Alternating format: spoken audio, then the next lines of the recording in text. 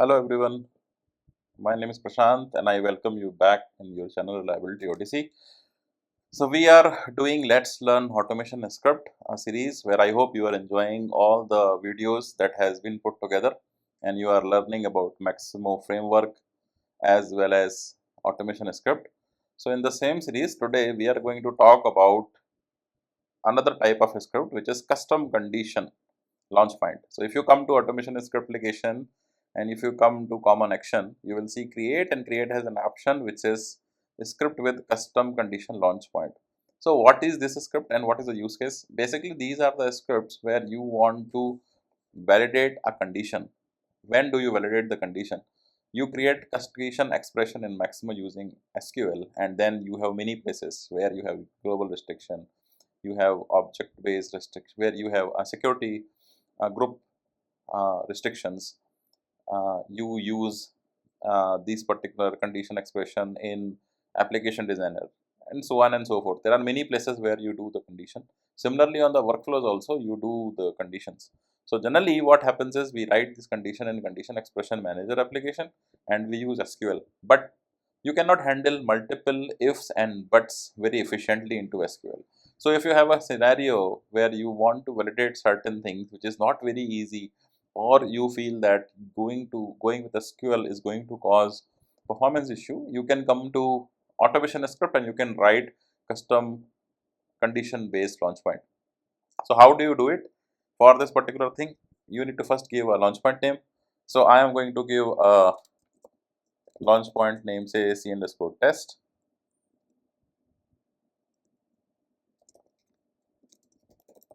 Give it a description. Then what is the object on which you want to do it? I want to do on a work order. So the condition which I want to validate is that I want to check whether I have a work log associated with the work order, and that particular work log type should be client node. If I have it, then I should do certain task. If I don't have it, then I should not be allowed to do certain tasks, right? This is the condition I want to validate. So in this particular case, if I have to, I am going with this particular thing, and let me change the name to c underscore work log check. Now I go next, I give the name. So generally it is very important for you to give a proper name, and many times you can just copy paste the same name.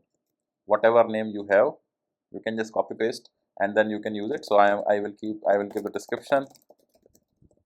This is important because when you are going to create condition expression, you have to provide the name of the launch point at the script. Hence you can just keep it same as I mentioned.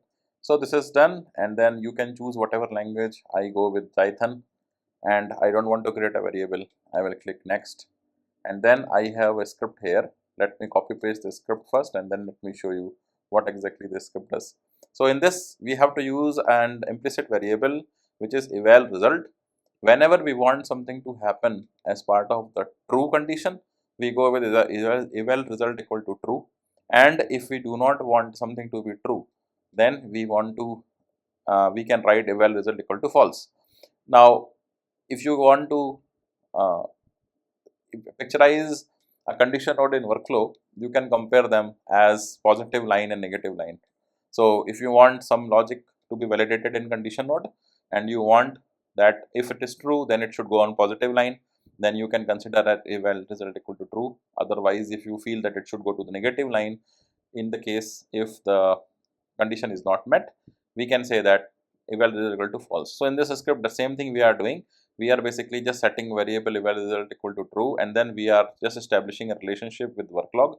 We already have MBO because we have given the name of the MBO work order in previous step.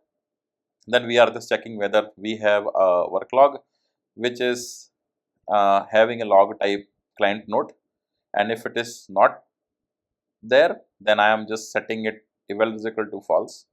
Otherwise, and I am just returning. Otherwise, I will go to the, I will not go, if it is there, I will not go inside if, I will just go out, and then I will have eval result set as true. So in this particular case, what happens is if I have a work log, in this case I will go on true condition. If it is not there, I will go for false condition. So any condition which you are writing, right, like you can just write it in the similar fashion where you can use eval result equal to true and eval result equal to false, and then after that just click create, and that's it. So once you are going to create it, the next step is if you want to use this anywhere. For example, I am going to use in condition expression. So in this particular case, I will go to condition expression and I will click, I want to give a name, I will just give the same name.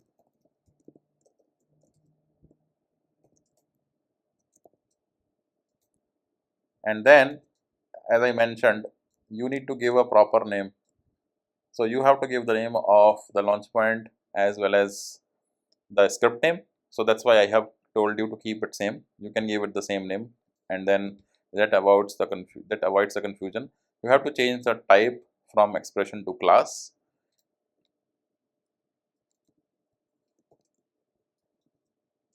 And then in the class, you have to mention an out of the box script class, which you know already might be knowing. You have to mention com.ibm.tivoli.maximo.script custom condition class, right? If you want to do always evaluate, you can do that, and you can simply save this particular record.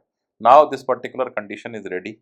You can use this condition anywhere, whether you want to do in restriction, whether you want to do in workflow, whether you want to do this thing in application designer or anywhere else. You can go ahead and do and use it.